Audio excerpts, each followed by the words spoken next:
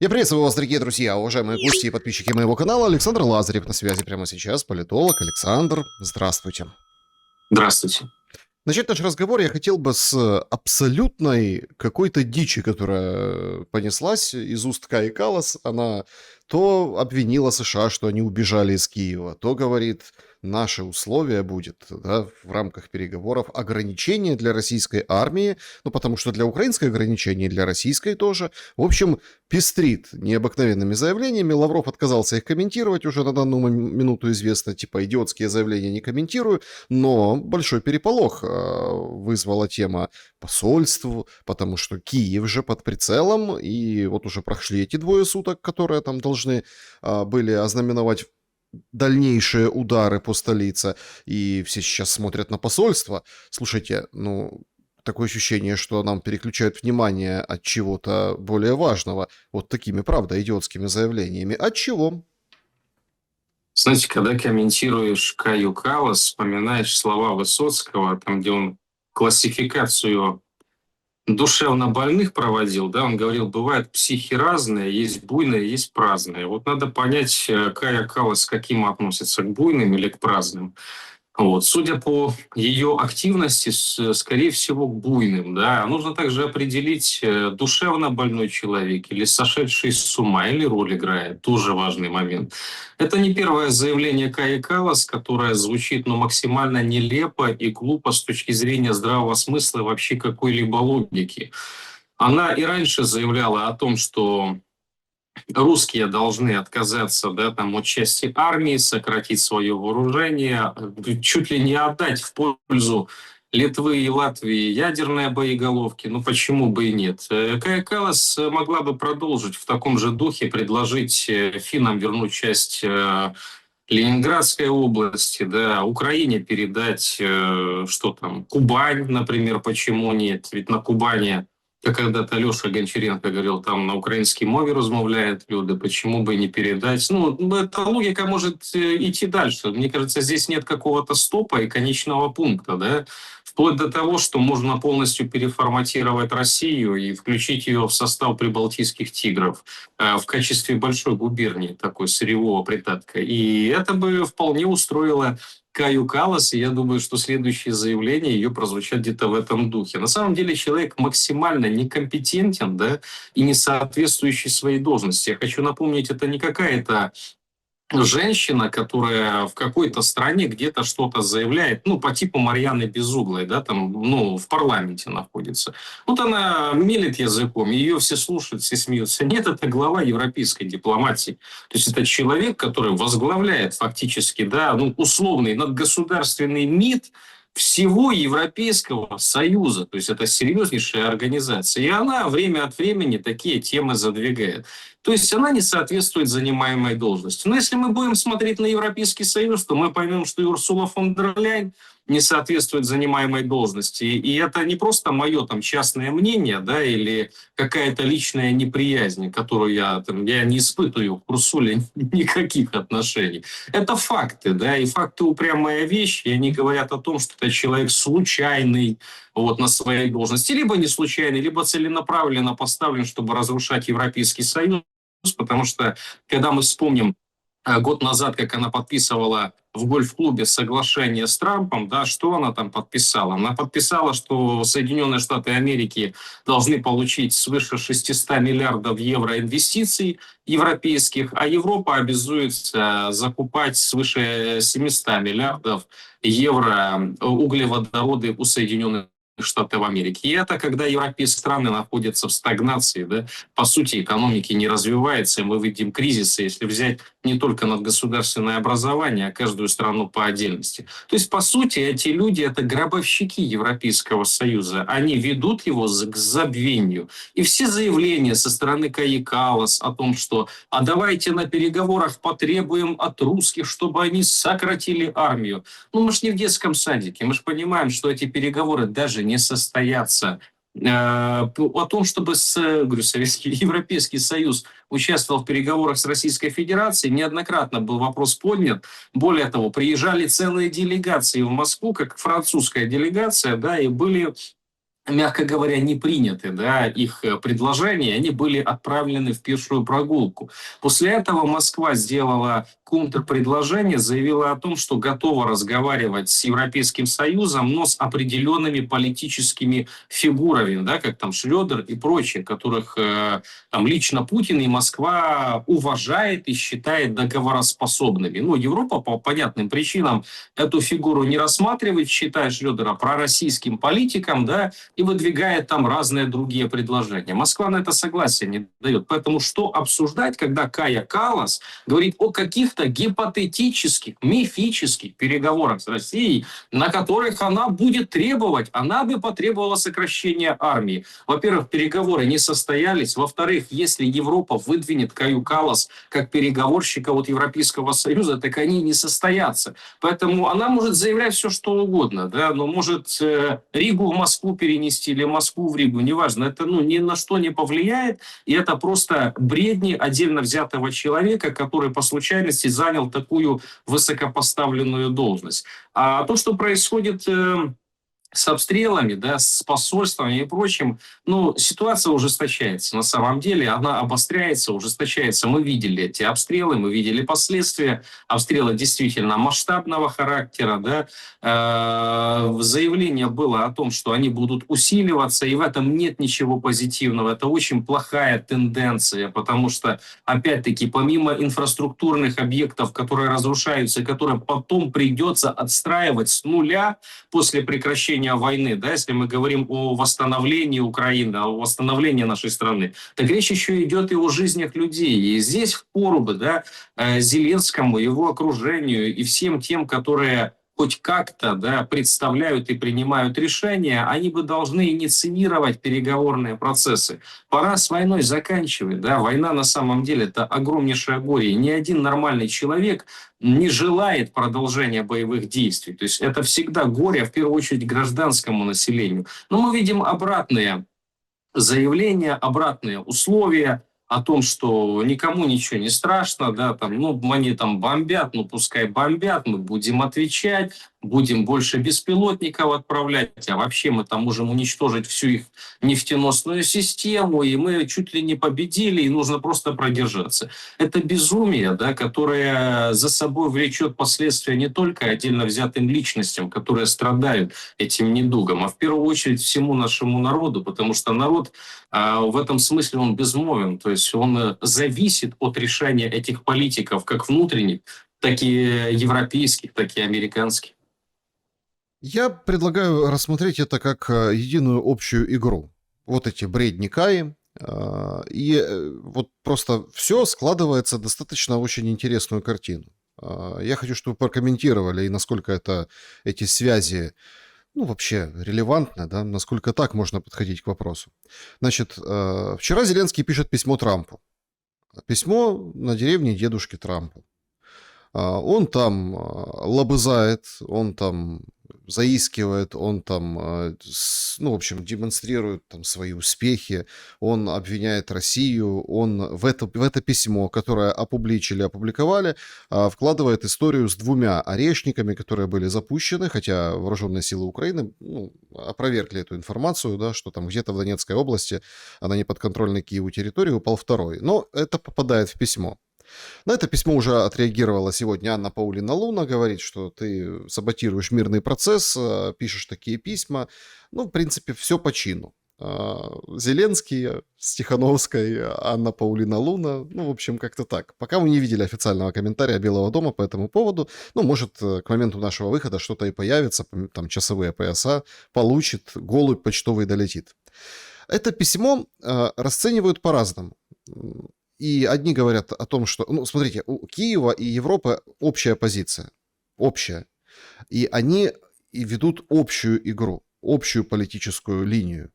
И сам факт письма, что за Зеленским замечено мало, ну, это человек, который мог лететь в Бразилию и сказать: «Эй, Лула, я тут буду в аэропорту, давай подскакивай, там, перетрем, условно, в лобби где-нибудь аэропорта». Он так делает политику. А тут письмо, написали ему, он подписал, сфотографировали, показали. Это определенный крючок для Трампа, оправдание для Зеленского.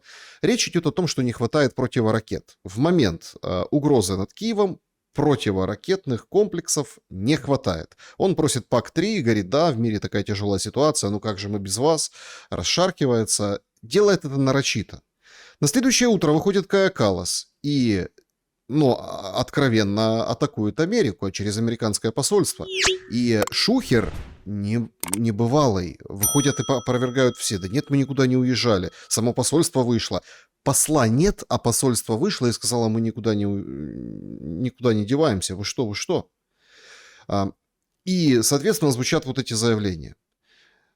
Если вот так посмотреть на эту логику, то вот чего хотят от Трампа, да, и как оценивать это через, ну, вот такие, ну, я просто сюда не могу присовокупить еще, конечно, тоже такой цирковой этюд Зеленского, номер с переподвыпертом, да, когда он, депутаты не проголосовали повышение там вот этих посылок, то, что требует МВФ, а он это засунул в кредит, там 8 с чем-то миллиардов из 90, как бы для Украины, и парламент ратифицировал. Парламент, то я впервые это вижу, что парламент ратифицировал кредит. Зачем это делается? Ну, явно, чтобы дали деньги. Это показывает сплоченность и общую линию там, Зеленского и Европы. Но что они готовят для американцев? И почему вот такие политические ходы предпринимаются?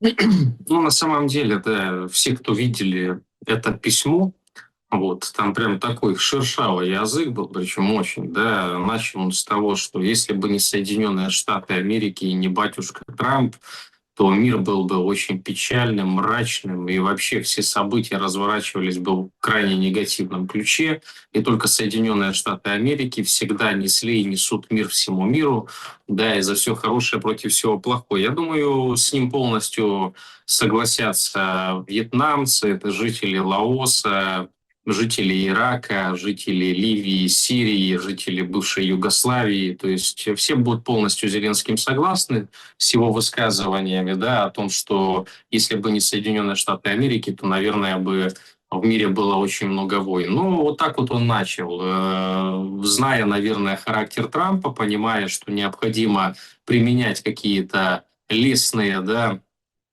высказывания в его сторону, чтобы Трамп позитивно реагировал. Но дальше биполярка неслась полным ходом. То есть, если охарактеризовать это письмо, то, по сути, оно выглядит следующим образом. Дайте Патриот, да, и дайте денег, да, потому что там система договора, которые подписаны, не до конца выполняются, а нам бы надо побольше деньжат, а у нас с ПВО проблемы, а в следующем абзаце он пишет, не, у нас на самом деле шикарное ПВО, мы отбиваем большинство ракет, но у нас проблемы. Хочется спросить, так ты определись, проблемы, или вы все шикарно отбиваете, да, а потом там Firepoint вообще разрабатывает, как они сказали, альтернативу Патриоту. Комедия такая, ну просто они не стыдятся врать в лицо украинскому народу и западным партнерам. Да. Мы разрабатываем альтернативу Патриот. Чтобы альтернативу Патриот разработать, во-первых, необходимы КБ, да, технологии и огромное вливание миллиардов, сотен миллиардов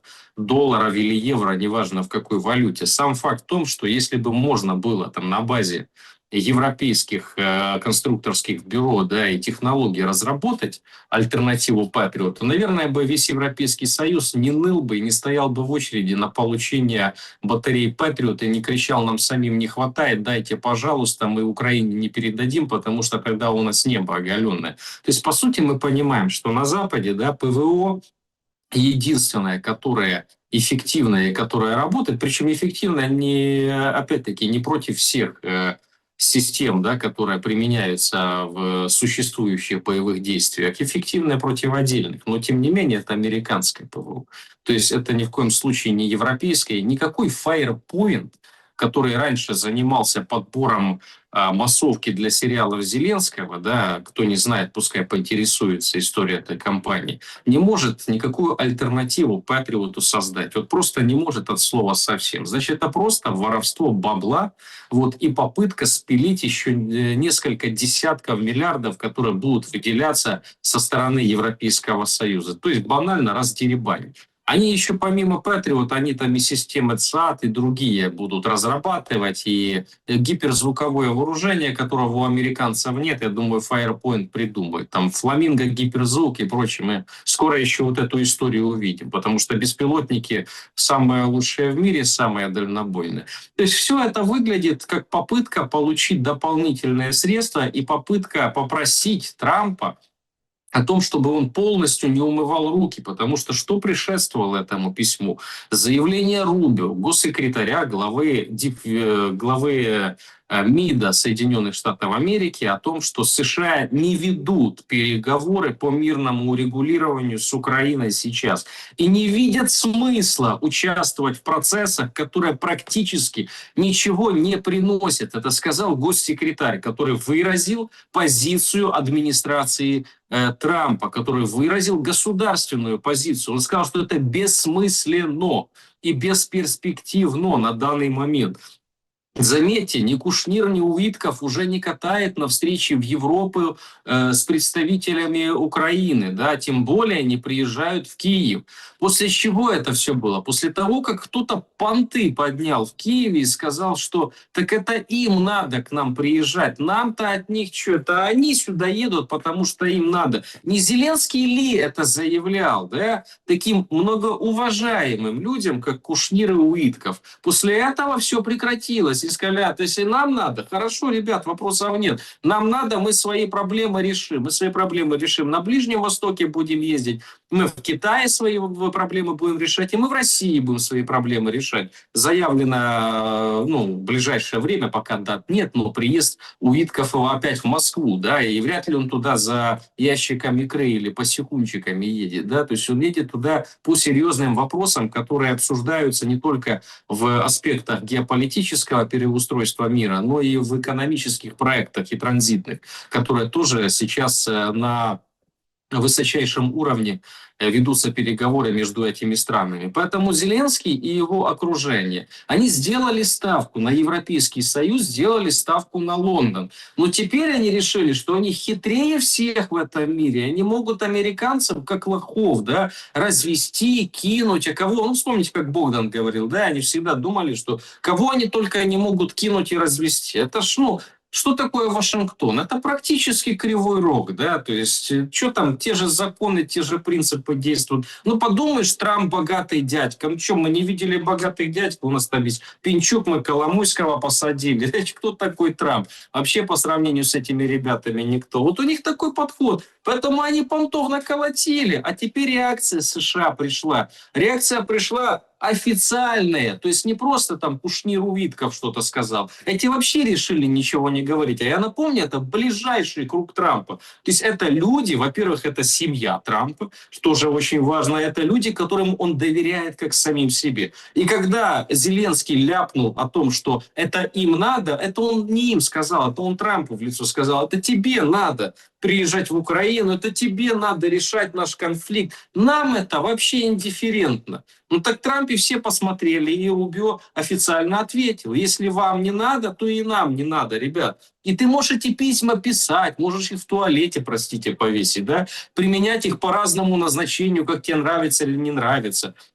Но официальная позиция Соединенных Штатов, она озвучена, да, полного прекращения финансирования, полного прекращения передачи разведданных, да, продажи оружия европейцам, которое потом заходит в Украину, конечно же, нет. Тут и бизнес-процессы, тут и политические процессы, потому что выборы все-таки в ноябре должны состояться, и до выборов резких движений по Украине никто делать не будет, потому что это может повлечь за собой критику со стороны демократов, да, и украинский вопрос могут применить, как зеркальный вопрос был для Байдена с Афганистаном, да, а у Трампа и иранская проблема не решена, там уже заявление идут, что Иран победил, американцы проиграли, эту же тему будут раскручивать и дальше. Поэтому в данном случае просто будет дистанция, да, и она будет увеличиваться с каждым днем между США и Украиной. И какие бы письма Зеленский не писал, будь то дедушке в деревне, будь то турецкому султану, да, он писал бы письмо, в какой бы форме он это не выражал, вот результат будет один и тот же. Американцы постепенно будут дистанцироваться. Они не хотят участвовать в этом конфликте, чтобы, ну, во-первых, они в нем участвуют, я имею в виду, они не хотят участвовать в том виде, который им помешает выстраивать бизнес-отношения и геополитические отношения с другими странами. 8 миллиардов. Ну, с половиной. На 3 года. 3,2, там 3,7. Вот это вот такая, как бы, помощь, которую называют помощью. На самом деле это еще и кредит. Остальные 90 минус 8,5 это останется в Европе. Это вот на оружие, на все на свете. Верховная Рада опять переломана через колено Зеленским? Верховная Рада, нужно понимать, что все фракции, все депутаты Верховной Рады, да, которые не сложили мандаты, не уехали со страны, не ушли в отставку, они зависимы от силового блока, который напрямую подчиняется Зеленскому. То есть на каждого практически заведено либо уголовное дело, либо он по внутренним убеждениям является соучастником тех процессов, которые возглавляет Зеленский. Да, и речь сейчас идет там конкретно и о коррупционных делах, да, и о политических процессах, которые помогают Зеленскому удерживаться во власти. Но боится ли Зеленский парламента даже с учетом таких факторов, которые я сейчас озвучил? Конечно, боится, потому что парламент, по сути, по Конституции Украины, единственный, да, ну, полулегитимный орган, вот по Конституции, который может, а я напоминаю, парламентско-президентская республика, может отправить Зеленского в отставку, да, и может возглавить государство.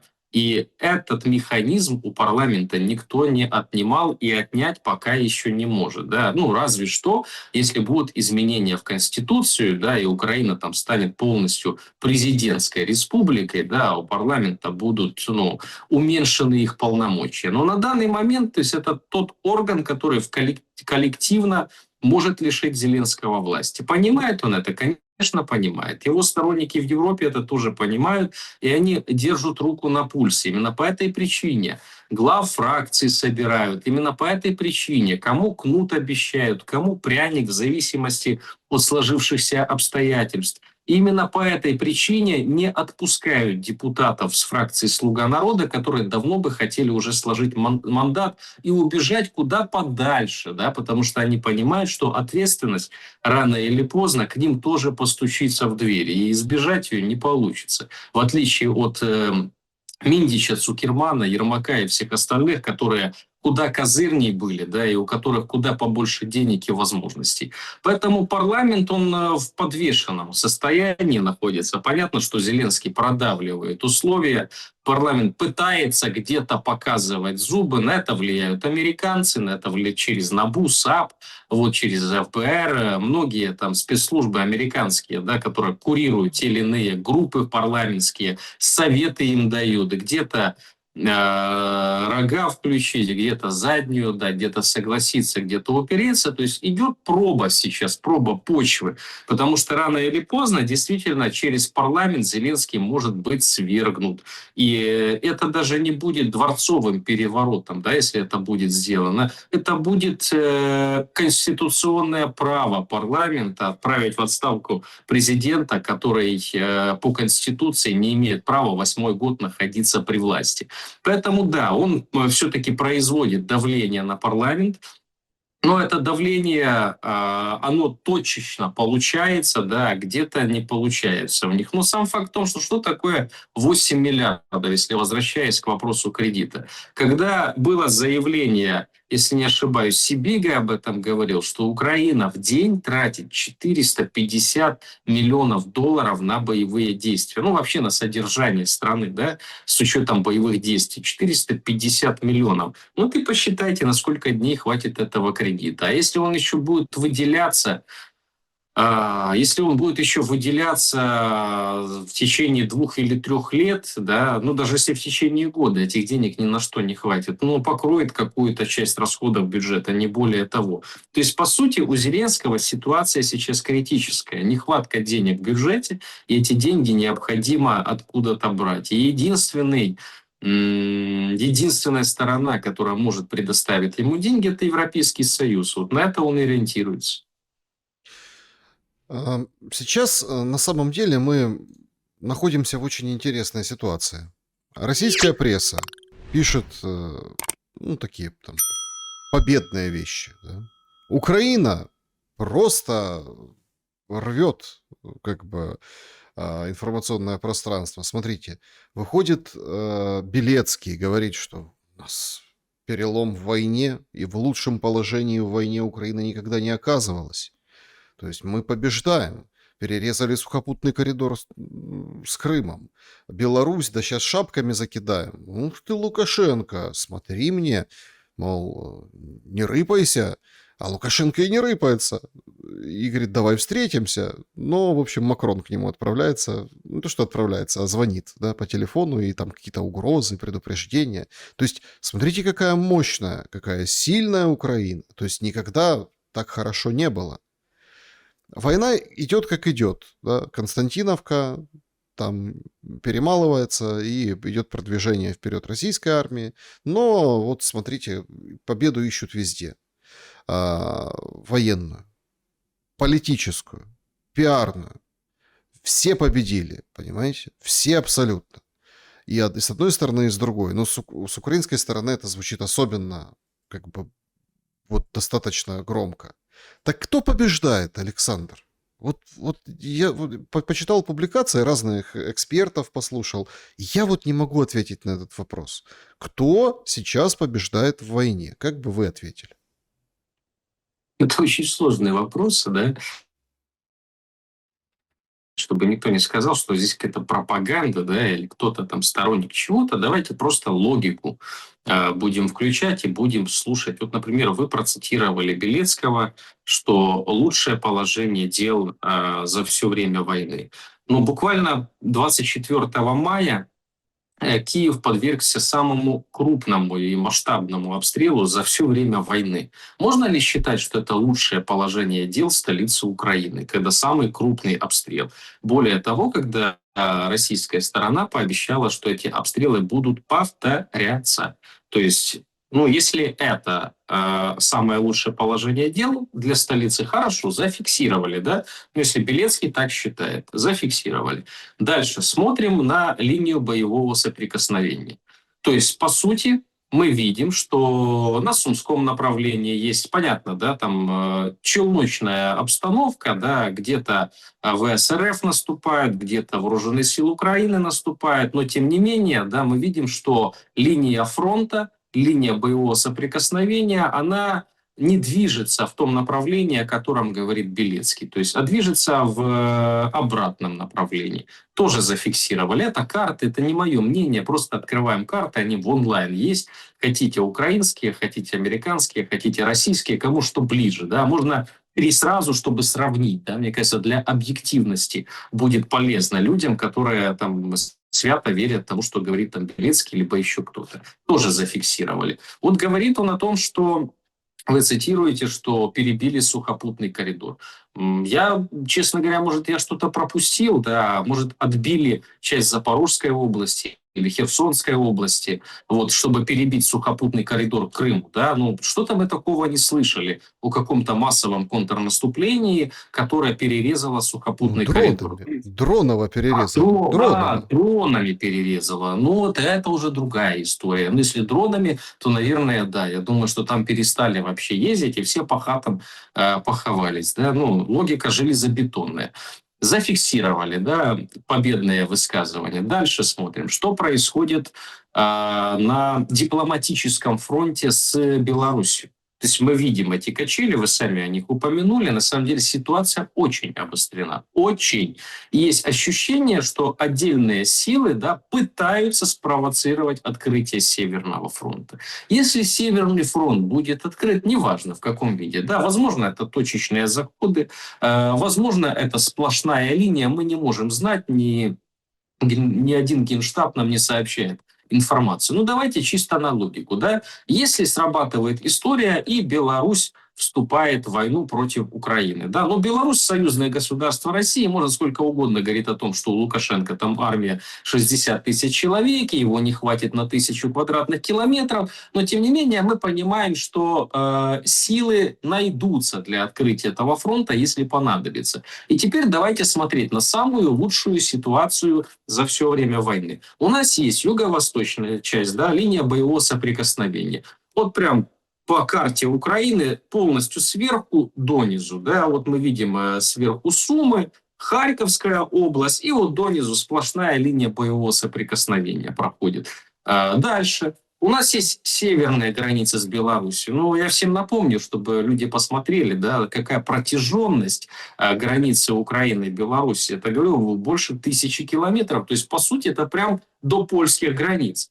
Что это значит? Что если откроется еще этот фронт, какое количество вооруженных сил Украины понадобится для того, чтобы удерживать рубежи на существующей линии боевого соприкосновения и на гипотетической, которая может образоваться на северном направлении. Мы видим, что сейчас нехватка личного состава вооруженных сил Украины. Видим. Об этом заявляют и Сырский, об этом заявляет и министр обороны, который говорит, что необходимо еще 2 миллиона мобилизовать. Об этом все говорят, те, которые занимаются мобилизацией в Украине. И именно этим они оправдывают действия ТЦК, да, то есть, ну, как, они не то, что публично оправдывают, они позволяют для ТЦК творить любые бесчинства, главное, чтобы наловить людей, потому что людей на фронте не хватает.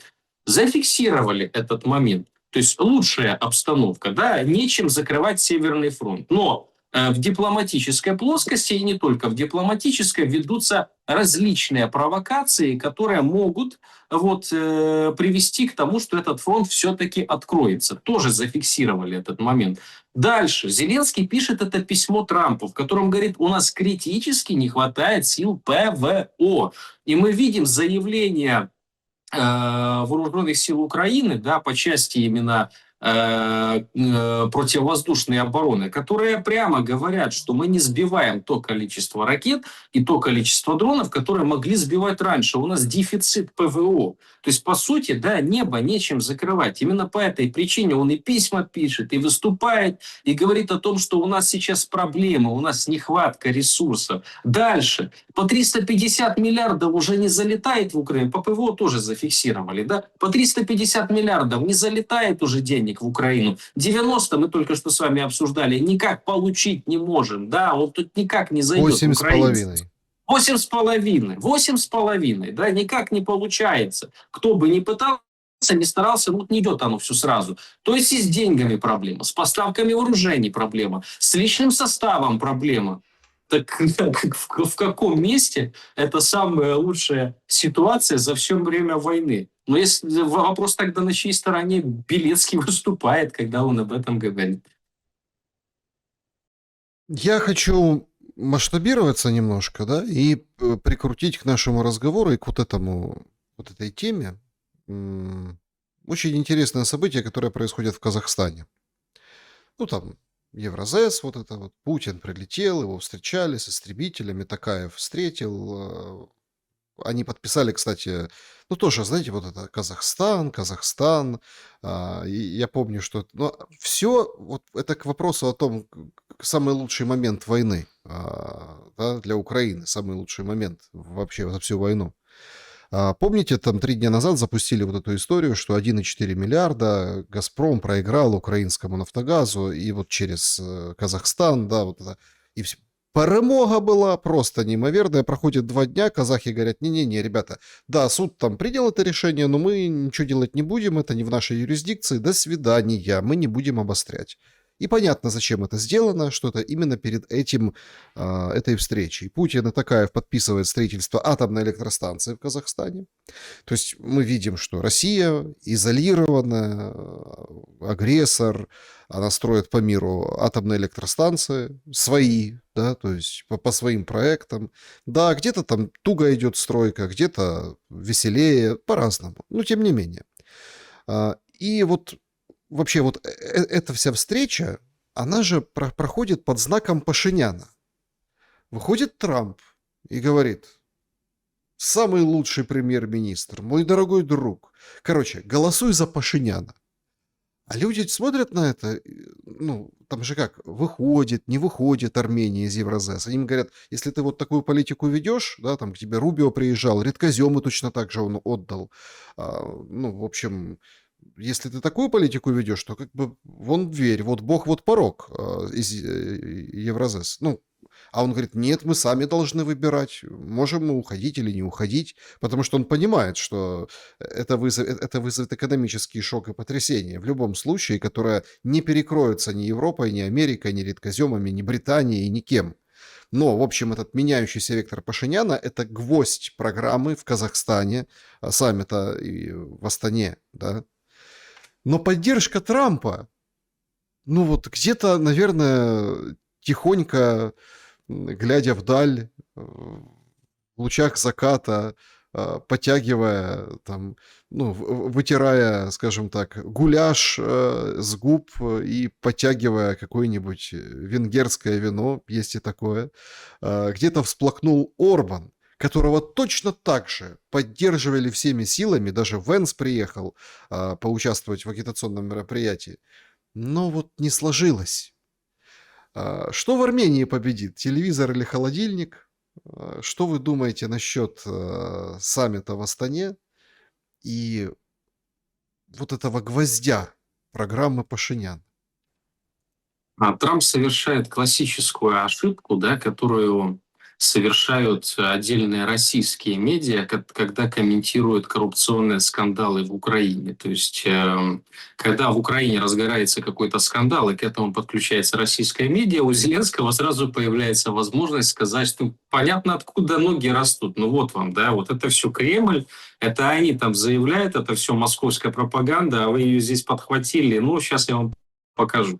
Та же история, только в профиль, когда Трамп, да, который ввязался в войны, да, который по всему миру, во-первых, там много скандалов вокруг этих конфликтов, много недовольствия, это все подхватывают проглобалистические медиа и транслирует на весь мир, начинает кого-то поддерживать. То есть он фактически оказывает медвежью услугу, и он делится своим негативом, да, который в мире, да, ну, не объяснишь же ты жителям Армении, что Трамп, когда там войну в Иране начинал, да, что его нефтяники и ВПК заработали такие сверхдоходы, что им не снились там, да, за прошлые годы или вообще за всю каденцию Байдена. Ну, это армянину там, да, либо венгру, ну, как-то индифферентно. Это не действует на его уровень жизни и вообще на понимание. Они видят, что Трамп дядька, который начинает по всему миру махать дубиной, тем более угрожать ядерной дубиной, и говорит, что мы можем закошмарить любую страну в мире,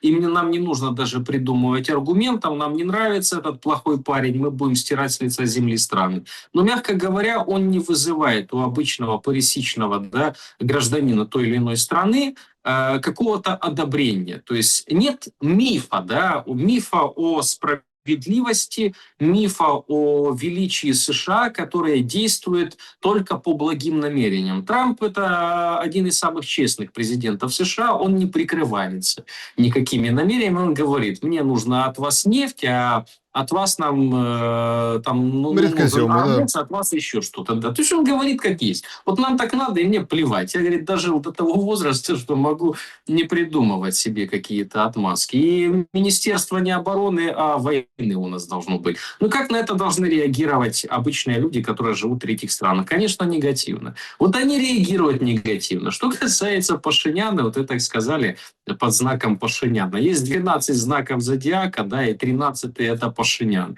Вот. И, судя по всему, все, кто под него попадает, вот не совсем успешно себя чувствуют. Вот он недавно сказал, что, говорит, нам вообще поплевать, да, на все вот эти соглашения с Россией, на дешевые энергоресурсы, нам они не нужны, мы скоро станем перекрестком мира. Главное, чтобы не тупиком, да, вот этот вопрос, потому что можно стать и тупиком мира, зная, что с одной стороны у тебя Турция, с другой стороны Азербайджан. Вот, и так или иначе, да, не самое про армянские страны, да и Армения далеко не про азербайджанское, не про турецкое. То есть как бы она находится в окружении и так недружественных для себя стран, какие бы там соглашения возле Трампа эти страны не подписывали, да, где бы Ильхам Алиев участвовал, да, либо там Пашинян рядом сидел, ну, не суть дела. И тут он себе добавляет еще и Россию, да, тоже как бы получается. Армения находится в удивительном кольце друзей. Да? Мне это что-то напоминает. Вот. И действия Пашиняна, понятно, что они согласованы и с разведуправлениями, и с дипломатическими ведомствами, и с бизнес-структурами западной элиты, и они нужны и в геополитическом смысле, да, и в экономическом именно для этой элиты. Но то, что он делает сейчас, ну, мягко говоря, недальновидно. Вот мягко говоря, да, пускай армяне сами, конечно, решают, да, у них там выборы скоро, пускай сами принимают решения, мы на это не влияем и даже не пытаемся повлиять, это их суверенное право. Но выглядит это, мне напоминает действия наших политиков, да. А что касается Такаева и вообще встреч, которые проводятся, очень много было хейта в сторону Такаева там со стороны сторонников Российской Федерации, да, за то, что Такаев пытался там с Зеленским встречался, общался на английском языке, да, потом весь интернет пестрит нарезками там, где он с Путиным не соглашался по геополитическим вопросам публично. Но я хочу сказать, что такая, во-первых, это прокитайский политик, да, но если не брать, что он там проказахский, да, прокитайский в геополитическом смысле очень тесные взаимоотношения есть. И это довольно-таки грамотный и хитрый дипломат, он в первую очередь дипломат, он выходец из дипломатических структур, который умеет играть свою игру. И вчера он был очень удобен и полезен западным структурам, которые на территории Казахстана имеют свое влияние именно в бизнес-проектах и очень плотно французские компании, британские, американские работают в Казахстане. А сегодня он будет очень выгоден и близок к Владимиру Путину. Я хочу напомнить, что когда была попытка государственного переворота в Казахстане, да, и был отстранен от власти Нурсултан Назарбаев, да, именно Такаев тогда пришел к власти, и пришел он к власти не без помощи определенных сил. Поэтому, учитывая все эти аспекты, он очень умело и удачно балансирует между геополитическими игроками, но понимая типаж, да, политический таких лидеров, как Такаев, он может не нравиться, может нравиться, но он точно не идиот, и он понимает, в окружении каких государств он находится. С одной стороны Китай, а с другой стороны Российская Федерация. И учитывая эти аспекты, стать полностью прозападным, с учетом того, что сейчас Россия и Китай дрейфуют в одну сторону, да, и по сути заключают дополнительные проекты и создают ось определенного характера, пока еще не военно-политическую, да, но это ключевая фраза здесь «пока еще». Казахстану выступить форпостом Запада между этими странами, ну, подписать себе на будущее очень плохие перспективы. Такаев этого делать не будет. Он будет балансировать до последнего, пока это возможно. Как это, кстати, делал в свое время Александр Григорьевич Лукашенко. Просто все забыли, как Лукашенко балансировал, да, до 21 или 20 года, когда попытка госпереворота была в Беларуси, да, именно госпереворот подтолкнул Беларусь в объятия России, ну, не состоявшийся госпереворот, потому что до этого Лукашенко балансировал как мог. Ну и то, учитывая все эти аспекты, понятно, что там усилились санкции, с диктатором никто не встречался, да, не общался, но тем не менее у него очень близкие личные отношения до сих пор с председателем Си Цзиньпином, вот, и понятно же, конечно, с Владимиром Путиным, да, и с другими представителями так сказать, этой геополитической оси у Александра Григорьевича теплые отношения. Более того, представители американской администрации сами идут на восстановление отношений с Беларусью. Как бы там кто не пытался рвать глотку и кричать о том, что это диктатор, и с ним он вообще там незаконно избранный и признанный. Да, такую глупость совершают только недальновидные политики. Американцы в этом смысле, они прагматики, и они будут выстраивать эти отношения вне зависимости от геополитического вектора. Там, где есть более слабая политическая фигура, вот, там они могут надавить, могут пообещать какие-то определенные плюшки ради того, чтобы этот политик вышел из тех союзов, которые невыгодны Западу. А там, где они видят сильную фигуру, да, вне зависимости, кстати, это мощное государство или нет, вот они выстраивают отношения личные, не только на государственном уровне. Они, наоборот, пытаются действовать методом пряника. Вот мы это и видим, по сути, да. Но есть политики, которые недальновидные. Но это уже их проблемы и проблемы тех народов, которые их избирают. Знаете, вот в завершение я хотел бы несколько мыслей о том, как вообще нами всеми играют, как играют настроениями, как, ну, запуская откровенную ересь и дичь. Ну, вот про Беларусь там, да, что вот мы там освободим Беларусь. От кого? То есть Тихановская, событие шестилетней давности, плюс этот Тихановский вышел, потерялся. То есть, но мы освободим. Проводят параллели с Курской областью? Они не проводятся. Ну, изначально это не, ну, это не то, не так. И тут как бы итог был понятен многим, кто в Курскую область заходил, да, тоже Курщина, освобождение Курщины. Вот сейчас про Беларусь.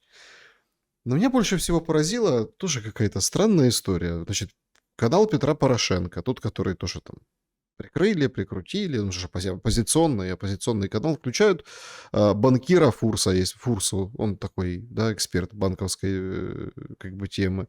И он выходит, Ну, начинает... банкир это слишком громко, Александр. Это слишком громко. Банкир. Ну, скажем так, в этой теме эксперт, да. И он начинает раскладывать и говорит, смотрите, у нас демографическая катастрофа. Вообще наше единственное спасение – это трудовые мигранты, а те, кто топит против трудовых мигрантов, это вообще рука Кремля. Ну, это... И ты так сидишь и думаешь, елки-палки. Так это вот эти на выходных молодчики по 21 году, поэтому ну, не боящиеся ТЦК с жестами от сердца к солнцу, там, спорящие с полицией, с картонками, что геть с Украины мигрант некрасивый, вот эти все моменты. Так это вот они. Вот так выглядит рука Кремля. А вообще, как бы, ну, у нас многонациональная страна, иммигрантов надо больше, будет руки рабочие, головы рабочие. И ты как-то так немножко начинаешь чуть-чуть прозревать. Нам показывают абсолютно, ну, абсолютно, ну, то есть без уточнения, да? А что это у нас, это демографическая катастрофа? А в чем причина?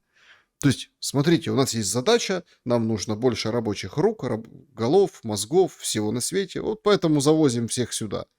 Так со своими что сделали? Вот на этот вопрос никто не отвечает. Долго так будет продолжаться?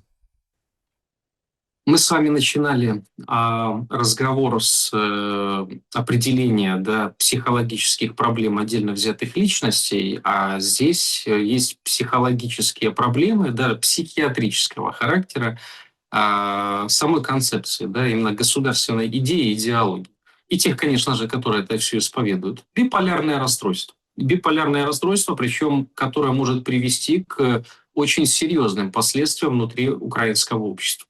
С одной стороны, этот Фурса, с другой стороны, не с другой, а с той же, этот воскобойник, который глава миграционной службы Украины, да, они заявляют о том, что будущее Украины – это мигрант, вот, и смешание мигрантов с украинскими жителями. И вот такой интересный украинец должен получиться в будущем, да, и главное, чтобы он платил налоги, то есть это ключевая фраза. Это мы зафиксировали. С другой стороны, радикализируется правая тема, при которой создается пантеон героев, да, в данном случае перезахоронение Мельника, главы УНМ, вот, попытки вернуть Коновальца, потом Петлюры и всех остальных. Я хочу напомнить, что все эти исторические личности, ну, за исключением Петлюры, да, Бандера, Коновалец и Мельник, они были сторонниками, да, и пособниками, ну, гитлеровской Германии. Да? Коновалец, понятно, он лишился жизни, лишили его жизни советская разведка, да? Еще до того, как началась Великая Отечественная война, но, тем не менее, он сотрудничал. То есть все эти личности, а Петлюра просто был раньше, да, но сам факт, еврейские погромы, которые петлюровцы устраивали на территории Украины и прочее, тоже говорят о их крайне националистическом и нацистском подходе, который был тогда.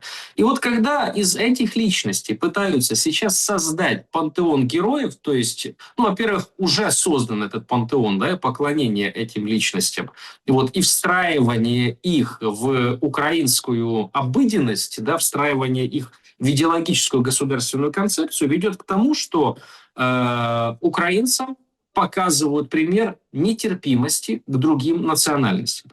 А второй рукой говорят, что ваше будущее – это пакистанец, это бангладешец, это индус и это еще кто-то. Вот как вы думаете, две вот эти противоположные концепции. С одной – крайне националистическая концепция, да,